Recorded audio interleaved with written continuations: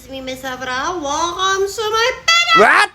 Dahil manganganak na sa susunod na araw si Queenie, kaya na kailangan i-trim na natin yung kanyang hook dito malapit sa kanyang belly. Para hindi mahirapan dumidi yung kanyang mga junakis.